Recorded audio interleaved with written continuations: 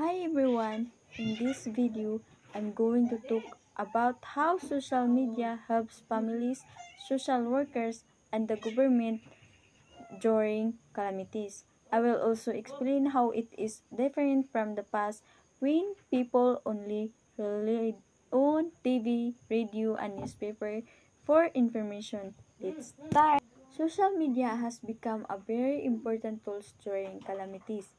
It helps families, social workers, and the government share and receive information quickly. Families can use Facebook, Messenger, Twitter to check on their loved ones, ask for help, or post their locations. Workers also rely on social media to monitor updates, coordinate rescue operations, and respond faster to people who need assistance.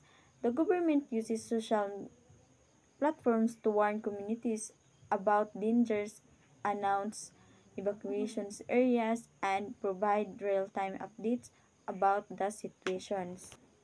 In the past, information during calamities most came from TV, radio, and newspapers. These sources were slower because updates had to be broadcast at specific times. People also had to wait for reporters or official announcement. Today, social media gives instant updates.